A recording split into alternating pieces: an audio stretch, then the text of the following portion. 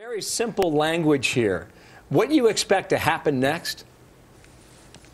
Well, I think we're within days of this bill coming to the floor of the House. It's pretty clear that the President, Speaker Pelosi, Majority Leader Reid want to do everything they can to jam this bill through the House and Senate and get it to the President's desk. The American people have spoken loudly and clearly when it comes to this bill. They've said, stop. We don't want the government getting between our doctor and ourselves.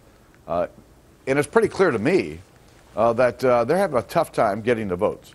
Remember, if they had the votes for this, they'd have passed this last summer, last fall, over the winter. The president's just doubled down again. But the real key here is this: the next couple of days, we're going to see this bill. And I think the American people need to stay engaged in this process. This fight is long from over. As it stands right now, you don't think Nancy Pelosi has 216 votes, which is the magic number now in the House, that she needs to pass this bill. Is that what you're saying? I do not believe that she has the votes today. And if the American people stay engaged in this process and talk to their members of Congress, the American people can stop this bill. It's pretty hard for Congress to pass something that the American people have already said no to. Now, I've been around this process long enough. That's not the way America works. And so Americans got to speak up, and if they do, we can't stop this bill. That was the message that came out of the health care summit last Thursday afternoon and again into Friday. What you and other Republicans were saying is that now we need to hear from the American people. On Monday and I think Wednesday of next week, President Obama's in St. Louis and Philadelphia, so there will be an active campaign to make sure this continues to go that way. What will Republicans do? Well, Republicans have a strategy of really pressuring these Democrats who are on the bubble. Emails, there might be some phone calls into these districts.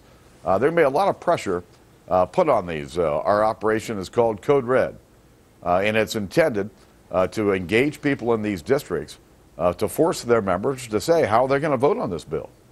Yeah. Bart Stupak was on ABC earlier today. He was on our Fox Business Network last night. He's convinced that he can drag 11 or 12 Democrats with him and doom this vote. Now, I don't know what conversations you've had with him or others who are like-minded with Bart Stupak, but is abortion ultimately going to doom the bill in the House, do you believe, as it stands today? I've always believed that it was one of those issues that you literally can't split the baby. The fact is that the bill that they're talking about provides for public funding of abortion. Bart Stupak and other Democrats, along with all the Republicans in the House, voted to uphold what has been the law for 30 years. No taxpayer funding of abortion. And without that language in there, I think they're going to have a very, very difficult time. But again, the question is, will that doom this bill to failure? I don't know. No one knows. This is why we need to have the American people engaged in this process. They need to talk to their senators and their House members. They need to make sure that their opinions are heard by their members of Congress. Are you saying if that happens that the Democrats are on the fence will be overwhelmed with public pressure to the point that they'll vote no? That their knees will simply buckle? Is that what you're saying? Well, listen, members here want to get reelected. You don't get reelected by voting against the majority of your constituents. And so when the American people get engaged in this process, they call the shots. They've been calling the shots pretty loudly and clearly over the last 6 months. What I'm urging them to do is to continue the fight. We have not won yet.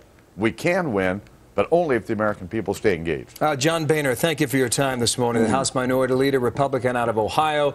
It's going to be an interesting couple of weeks. Hope to have you back soon. Thank you, sir, from Washington. Thank you. All right, Martha, what's coming up?